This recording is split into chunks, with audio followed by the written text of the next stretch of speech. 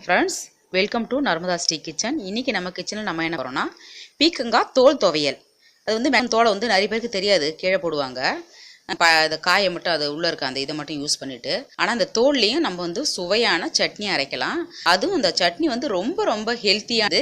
முக்கியமாக அந்த பீக்கங்காய் என்ன தன்மை இருக்குன்னா, கேன்சர் செல்ஸை கூட கொல்லக்கூடிய தன்மை இதுன்னு சொல்கிறாங்க ஃப்ரெண்ட்ஸ். இந்த முன்னோர்கள் அதனால தான் இதை நிறைய யூஸ் பண்ணாங்க. இப்போ நம்ம வந்து இது எப்படி செய்வோன்னு பார்ப்போம். அதுக்கு தேவையான இன்க்ரீடியன்ஸ் எடுத்துக்கோங்க. முதல்ல தக்காளி பழம் ஒரு 2 எடுத்துக்கோங்க, ஒரு 10 பூண்டு எடுத்துக்கோங்க, பீக்கங்காய் தோலை கட் பண்ணி வச்சுக்கோங்க சின்ன சின்னசாக, வரமிளகா ஒரு 10 எடுத்துக்கோங்க. இது வந்து ஒரு சின்ன நெல்லிக்காய் அளவு புளி எடுத்துக்கோங்க. எடுத்துக்கிட்டு எல்லாத்தையுமே வந்து ஒன் பை ஒன்னாக நம்ம போட்டு இப்போ வந்து நல்லா வதக்க போகிறோம்.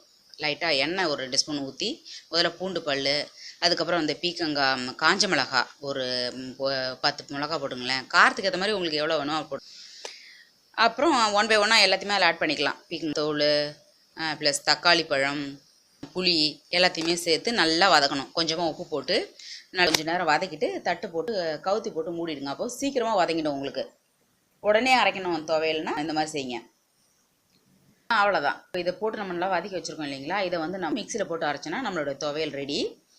இது தேங்காய் வந்து இதில் உங்களுக்கு வந்து ஆப்ஷனல் தான், தேவை நீங்கள் போட்டுக்கலாம். ஆனால் தேங்காய் யூஸ் பண்ணுற பட்சத்தில் அதனால தான் நம்ம யூஸ் பண்ணிக்கலாம். இட்லி தோசைக்கு மட்டும் சாப்பிட்லாம். இதுவே தேங்காய் இல்லாமல் நீங்கள் அரைச்சிங்கன்னா 2-3 டேஸ்க்கு யூஸ் பண்ணி சாதத்துக்கு போட்டு சாப்பிட்டுக்கலாம். ரொம்ப நல்லாயிருக்கும்.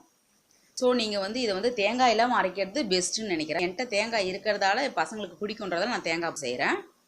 நீங்கள் வந்து சாதத்துக்கு போட்டு சாப்பிட்ணுன்னா தேங்காய் இல்லாமல் அரைச்சிக்குங்க. அது வந்து உங்களுக்கு கிட்ட போகாமலும் இருக்கும், நல்ல டேஸ்ட்டாகவும் இருக்கும்.